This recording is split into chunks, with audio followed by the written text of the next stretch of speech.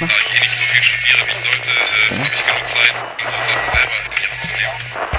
Hab da jetzt noch Oh. Yeah, I can hear you now.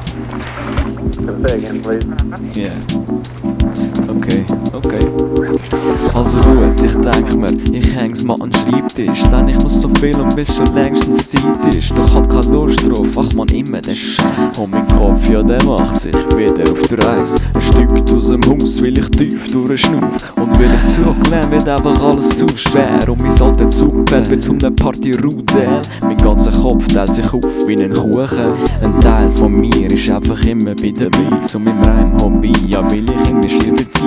Und trotzdem ein Teil von mir ist nie zufrieden. Und der Zwilling von dem Teil ist sich einfach nie sicher. Ich bin auf Ton konzentriert, ja, ich weiss nicht, ob's kennst. Aber ein kleiner Teil von mir ist halt auch nur ein Mensch. Ich lieb die Melodie, tiefsinnig wie ein Wind. Dreh mich irgendwann mit sie, fühl mich wie ein kleines Kind.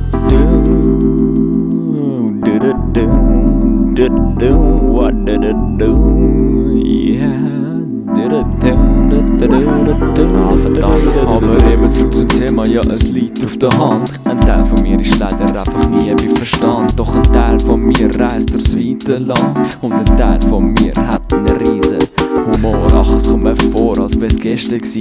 Denn die Zeiten mit uns sind die besten gsi. Ich habe einen Teil in der Zukunft, einen Teil in der Vergangenheit. Und einen Teil, wo die volle soziale Gerechtigkeit. Aber ein Teil von mir ist CEO, monatliche Million. Aber ein Teil weiss, so wird das nie kommen. Ein Teil von mir liebt und küsst den Schnee.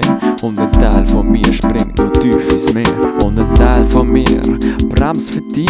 Und ein Teil von mir ist ab jetzt immer bei dir. Und ein fetter Teil sucht den perfekten Reim.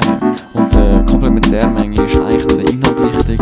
Aber die Schnittmenge sät den Samen von der Hoffnung. Die wächst und wird gross. Und wer grosse Hoffnung hat grosse Macht. Und auf grosse Macht folgt grosse Verantwortung. Ja, das tut jetzt alles nicht, doch das ist echt das Problem.